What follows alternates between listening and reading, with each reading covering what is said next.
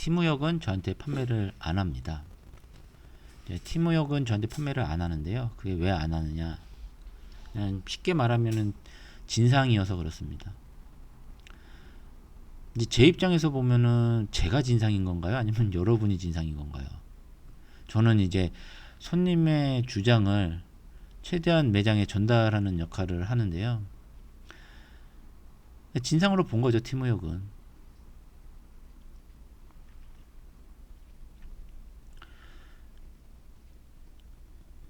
저는 이제 이거를 하시고자 하시는 분들한테 그런 얘기를 해요. 상황에 따라 손님을 버려라. 이업을 하다 보면은요, 이제 둘 중에 하나를 선택해야 하는 상황이 발생을 합니다. 매장하고 등을 질 건지, 아니면 손님을 버릴 건지.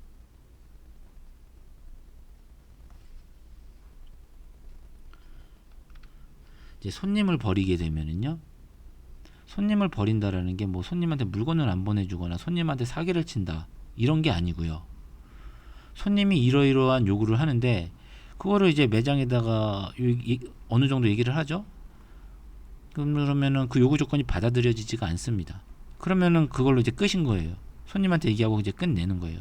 그냥 이렇게 마무리가 되면은 손님은 이제 나를 이제 쓰레기로 만들어 버리는 거죠. 여기저기 이제 막 악성글이랑 그런 다 뿌리고 다니는 거죠.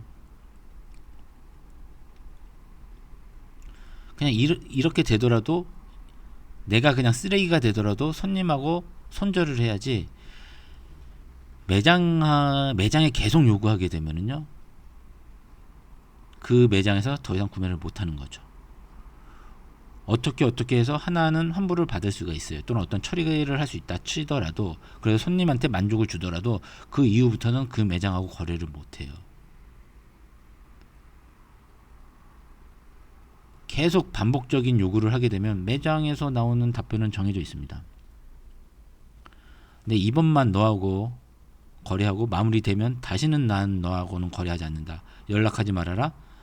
연락하지 말아라는 대부분 이제 차단을 시킵니다. 메신저 차단을. 이런 상황이 발생을 해요. 저는 이제 처음에는 이제 매장에서 쫓겨나는 걸 선택을 했어요. 매장하고 등지는 거를. 그러면은 이제 저는 이제 처음에 생각했던 게, 그럼 손님들은 그 어려운 그 한 건을 해결을 해주면 고마워할 것이고 또 주문을 하겠지. 뭐 매장이야 뭐 수많은 매장이 있으니까 뭐 다른 매장에서 사다 주면 되니까 이 생각을 했는데요. 구매자들은 고마워하지 않습니다. 절대. 본인들이 힘들게 해결을 봐서 이 사건을 처리를 했다, 완료했다, 본인들의 노력으로 인해서 본인들이 해결을 본 거지. 그러니까 본인들이 구매대행업자를 쥐어짜가지고 해결을 본 거지, 구매대행업자가 어떻게 해준 게 아니다, 이런 생각을 갖기 때문에. 그리고 어렵게 해결이 되면은 다음부터는 주문을 안 합니다. 내가 지난번에 어렵게 해결을 받기 때문에 얘한테 주문하면은 또 어려울 수가 있겠구나.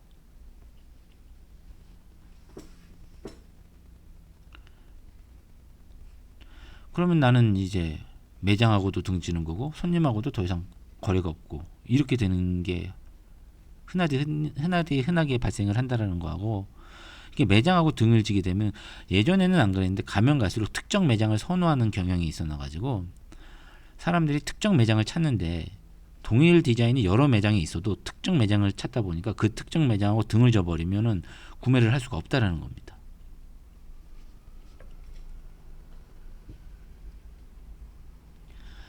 티무역 같은 경우에는 뭐 그런 경우도 있었고, 이제 결정적으로 사실 구매가 이루어지진 않았어요.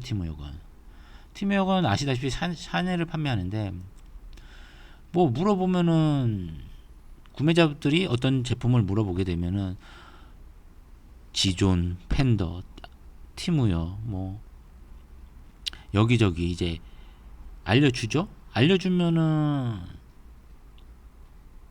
티무역은 구매를 안 했어요. 물어만 보고 안 사는 경우가 너무 많다 보니까, 뭐 이렇게 진상도 많았고, 구매하거나 했을 때 이제 문의하거나 했을 때 구매가 이루어지지가 않다 보니까, 심지어 구매를 해도 반품이 제일 많아요. 팀무역이. 왜? 이제 구매자들이 문제인데, 이게 본인들이 팀무역 걸 사, 물건 나오지도 않았어. 근데 그 사이에 여기저기 거 이제 알아본단 말이에요. 시장에서 시장 조사를 한단 말이에요. 본인들이. 야, 그럼 팀무역보다 팬더가 좋다더라, 지존이 좋다더라, 가격 차이도 얼마 안 난다더라. 그럼 말이 나와요. 바꿔주세요. 어느 매장이 좋아하겠습니까? 물론 팀무역의 포지션 자체가 어정쩡해요. 가격은 비싼데 그렇다고 품질이 뛰어나느냐, 뭐 개인적인 생각이지만, 지존, 뭐 지존은 원래가 비싸니까 그걸 떠나고 팀무역이 가장 비슷한 가격대 팬더, 단풍, 품질은 그닥 좋지도 않은데 그런데보다 가격은 비슷하거나 높아.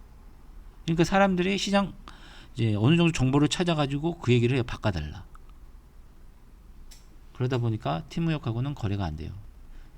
거래 안 되고 나서부터는 뭐 딱히 할 생각도 없고, 그 이후로는. 한데 워낙 오래전에 이제 거래를 안 했으니까 뭐 또 다시 뭐 이렇게 하려고 하면 할 수는 있겠지만은, 뭐 아무튼간에 그런 부분이 있습니다. 그렇기 때문에 감안을 하고 손님을 상대하는 것과 이제 매장을 상대할 때 중간에서 조율을 잘 하셔야 된다는 거죠.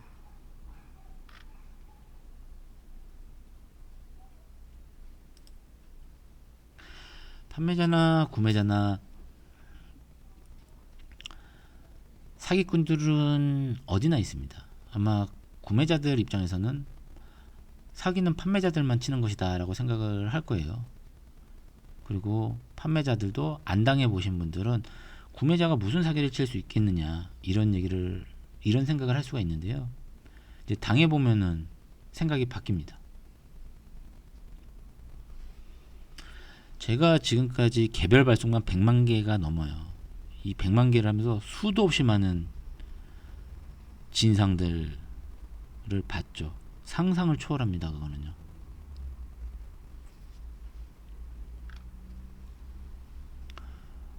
이거가 제가 22년도에 올린 건데요. 그 시점 기억에 남는 것 중에 하나죠. 저는 이제 해외 판매를 많이 했어요. 한국뿐만이. 저는 원래 한국 판매를 안 했어요. 한국 판매를 안 하고 해외 판매만 하다가, 원래는 최초에는 한국 판매하다가 한국을 접고 해외 판매, 그러다가 다시 이제 한국 판매를 한 건데요. 제가 한국 판매한 게 22년도? 아니, 코로나가 언제, 코로나 이후부터 한국 판매를 했죠. 뭐 아무튼 간에 이건 예전 건데 기억에 남는 것 중에 하나인데, 일본으로 EMS를 보냈습니다. 신발을 보냈어요. 연락이 왔죠. 짝짝이래요. 양쪽 모두 왼쪽이라는 거죠. 그럼 당연히 이제 처리를 해줘야겠죠. 보내오면 왕복 배송비 포함해갖고 모두 처리해 주겠다. 그러니까는 환불을 해달라는 거죠. 교환이 아닌 환불을 원한다. 그럼 이제 저는 생각을 했죠. 제품도 마음에 안 드나 보다. 불량인데다가. 알았다. 보내와라. 그럼 다 환불해 주겠다. 근데 이제 선환불을 요구하는 거예요. 근데 상식적으로 선환불은 말이 안 되는 거죠. 후에 생각한 건데, 얘들이 이 전문 꾼들인데, 구매자들 중에도 전문 꾼들이 많습니다. 생각외로. 이게 일본 사람을 예로 든 건데 한국 사람도 여러 있었습니다. 뭐 아무튼 간에 이 얘들은 아마도 제가 물건 회수를 안 할 거라고 생각을 했을 거예요. 얘들이 비싼 걸 시키지는 않아요. 운송비를 고려해서 적당한 가격대를 시킵니다. 왜냐하면은 운송비랑 물건값이랑 또이또이가 돼버리면은 물건값을 포기해버리고 돈을 돌려준다던가 하는 경우들이 흔하기 때문에. 근데 저는 이제 물건을 회수를 해요. 무조건 회수를 해요. 근데 보내오면 환불해준다고 했죠. 이제 오만 핑계를 다 대면서 이제 환불을 요구하는 거죠. 선환불을. 근데 선환불은 이제 안 된다고 이제 잘랐죠.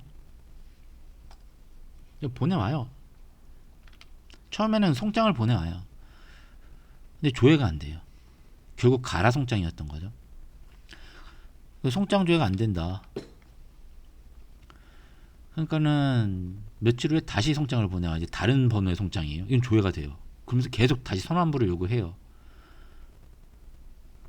하도 선환부를 요구해서 일단 물건은 보낸 게 확인이 됐으니까 그래서 환불은 했어요. 근데 물건이 들어왔고 빈 박스였던 거죠. 이제 저도 이제 이게 오래 하다 보니까 EMS 쪽에 아는 사람들도 있고 해서 무게 조회를 했어요. 외형상으로는 조회할 방법이 없어요. 이게 무게가 몇 킬로인지가.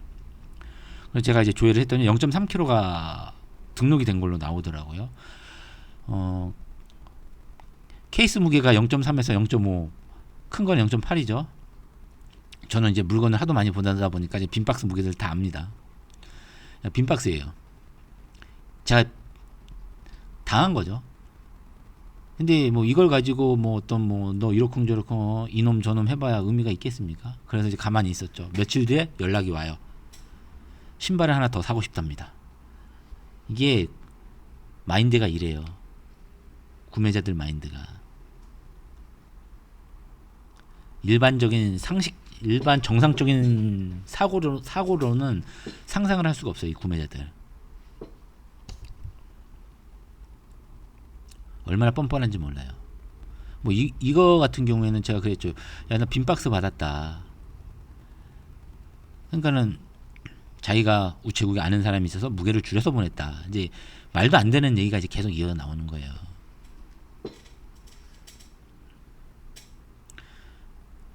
제가 이제 한국 같은 경우에는 제가 왜 모든 제품을 회수를 하느냐. 초창기 때 한국으로 보냈다가 이상하게 비싼 제품들은 반품이 안 들어와요. 액세서리들, 저가 제품들, 운송비랑 또이또이가 되거나 운송비보다 차라리 물건값이 더 싼 것들. 근데 어느 순간 이상하다는 걸 느꼈어요. 이게 한 명이 아니라 여러 명한테 반복적으로 오랜 기간 그걸 하다 보니까 이상하다는 걸 느껴갖고 제가 회수를 하기 시작을 했어요. 반 이상이 줄어들어요. 회수율이. 그러니까 보낸다고 하면서 안 보내요. 제품에 하자가 있으면 내가 다 책임질게. 보내. 운송비까지 다 책임질게 했는데도 안 보내요. 이게 뭘 의미할까요?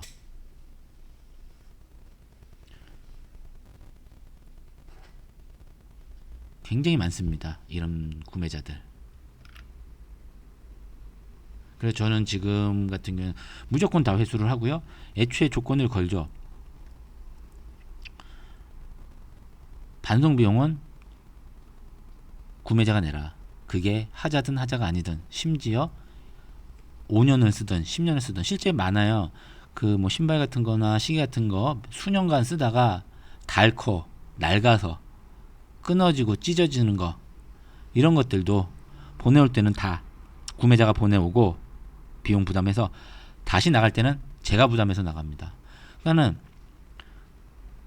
낡아 빠진 것들도 수리해서 중국에서 한국으로 나갈 때 제가 제 돈을 부담을 합니다. 그게 제일 편해요. 그거 뭐 네 잘못 내 잘못 따지려고 하면은 끝도 없습니다.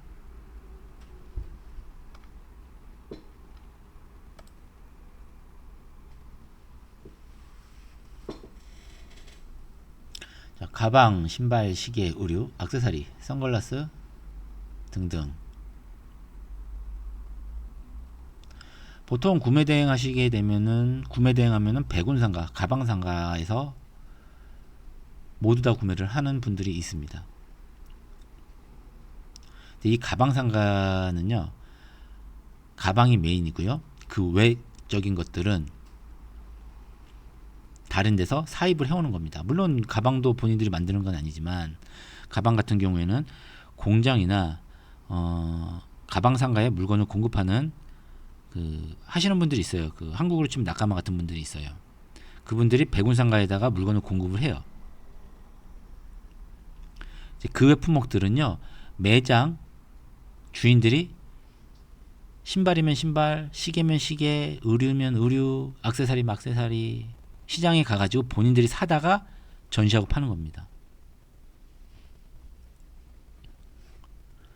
그러니까는 좀 더 가격을 낮추고자 한다라고 하면 각각의 시장을 가시면 돼요. 가방은 갈 수가 없죠. 가방은 따로 도매 시장이 없어요. 나머지는 도매 시장이 따로 있습니다. 이제 백운상가에 모이는 이유는 구매 대행 하시는 분들이 이제 편하니까, 한 군데서 모든 걸 사기가 편하니까, 한 군데서 모두 다 팔면은 그걸 다 거기서 사지, 굳이 신발 하나 더 사자고, 뭐 시계 하나 더 사자고, 뭐 액세서리, 선글라스 하나 더 사자고, 그 먼 도매 시장까지 가진 않는단 말이에요. 그래서 이제 백운상가가 그렇게 이제 활성화가 된 거예요. 이제 복합몰 마냥.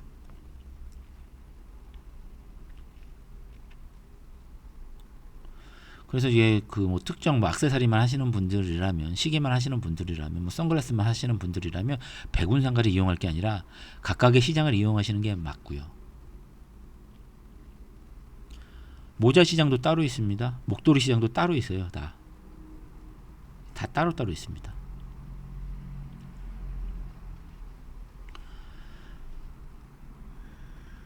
시계는 뭐 짠시죠? 신발은 구웠다. 의류는 뭐 짠시 아니면 뭐 심천에서 나오고요. 전부 액세서리나 선글라스 다 시장 따로 있고요. 모자도 따로 있고요. 모자 같은 경우에는 백운상가에서, 백운이나 짠시에서 60에서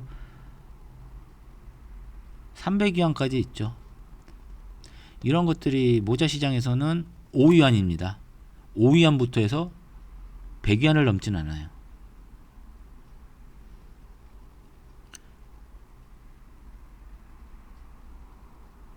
옛날 그 생각이 나네. 아크네가 지금은 이제 갔지만은 예전에 한참 인기였을 때가 있어요. 그거를 백운상가에서 100위안이 넘죠. 100 몇십 위안에 팔았는데, 그거를 얘들이 사오는 게 10몇 위안인가? 그럴 겁니다. 이제 그걸 사갖고 이제 포장을 조금 입혀갖고 이제 판매를 하는 거죠.